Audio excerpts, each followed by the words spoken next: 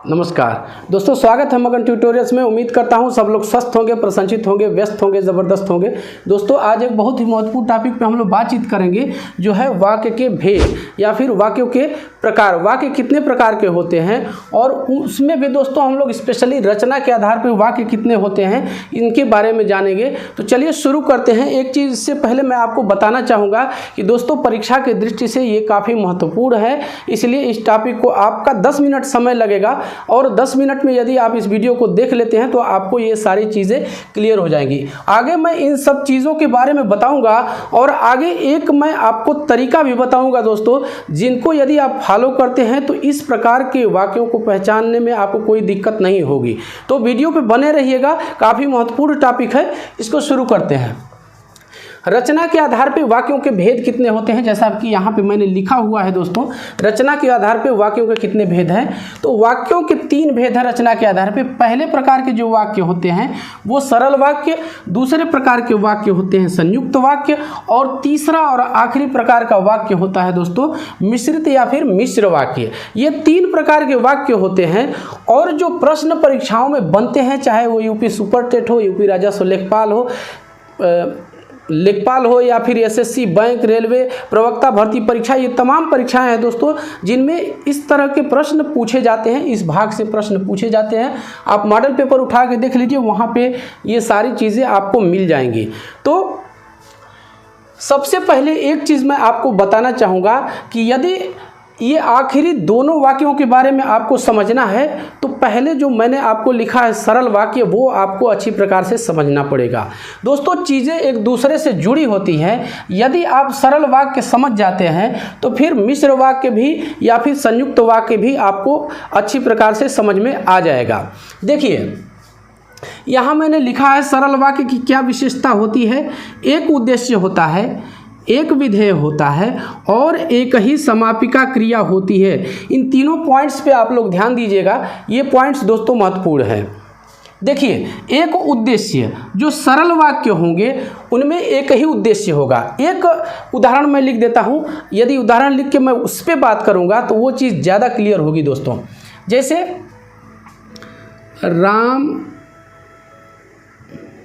पढ़ता है, राम, ये एक सरल वाक्य है। अब एक उद्देश्य, उद्देश्य क्या हो गया इसमें, राम, और एक ही विधेय है, विधेय क्या हो गया, पढ़ता है। अब समापिका क्रिया यहाँ भी एक ही होगी, समापिका क्रिया एक होगी, तो ये पढ़ता है जो ये समापिका क्रिया है। एक चीज़ मैं आपको यहाँ तीनों का मतलब बहुत शॉर्ट में समझा देता हूँ। यदि आप इसको विस्तार से जानना चाहते हैं तो इस पर वीडियो है, आई बटन में लिंक उसकी मिल जाएगी, या फिर डिस्क्रिप्शन में पूरे प्लेलिस्ट की लिंक रहती है दोस्तों, तो वहाँ से भी जाके आप इन चीज़ों को विस्तृत रूप में देख सकते हैं। उद्देश्य क्या होता है, ये वाक्यों के अंग हैं और वाक्यों के अंग मैंने पढ़ाया है। तो उद्देश्य क्या होता है, जिसके बारे में कुछ कहा जाए, जिसके बारे में कुछ कहा जाए। तो यहाँ उद्देश्य क्या है, यहाँ राम है, राम के बारे में कहा जा रहा है, एक उद्देश्य होगा। ध्यान देने वाली चीज़ ये है कि सरल या साधारण वाक्य में एक ही उद्देश्य होगा। दूसरा है एक ही विधेय होगा। चूंकि उद्देश्य एक है तो विधेय भी उसका क्या होगा, वो एक ही होगा। एक ही समापिका क्रिया। अब समापिका क्रिया क्या होती है, आप क्रिया का वीडियो देख लीजिए, ये आपको क्लियर हो जाएगी। एक लाइन में मैं चीज़ आपको समझा देता हूँ कि समापिका क्रिया क्या होती है।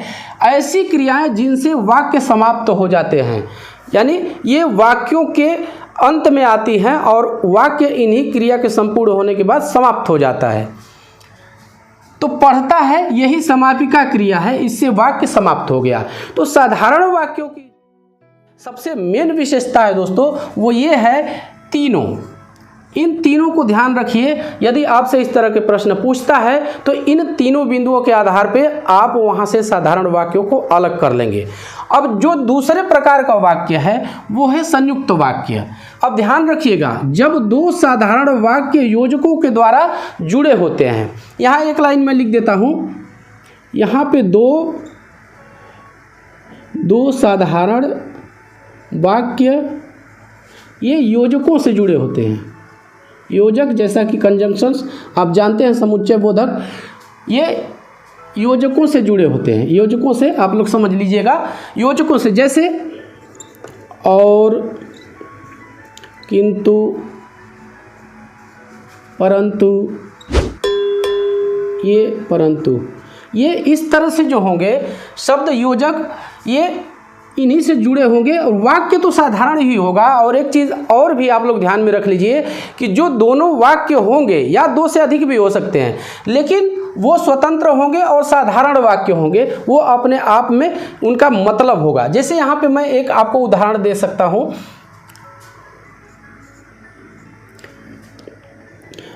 मीठा बोलो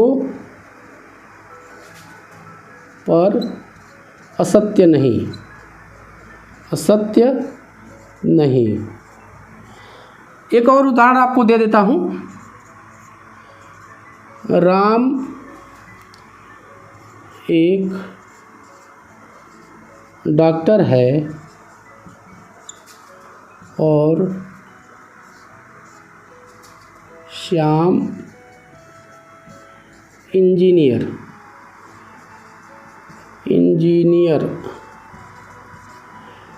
ये अंग्रेजी वाला टर्म तो लिखना।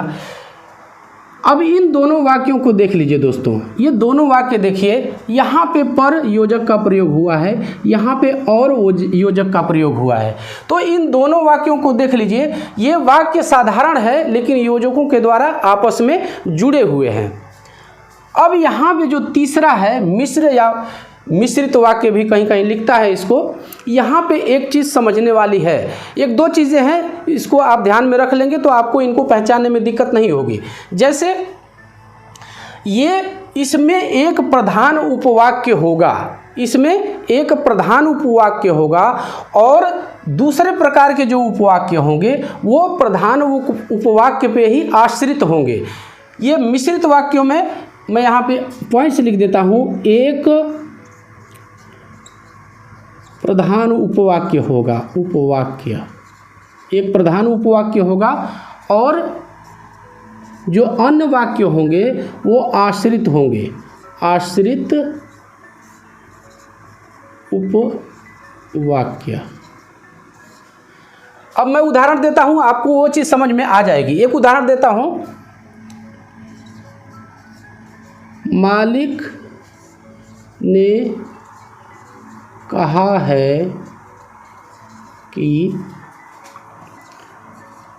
कल छुट्टी रहेगी, छुट्टी रहेगी। एक और उदाहरण मैं लिख देता हूं आपको, यद्यपि उसने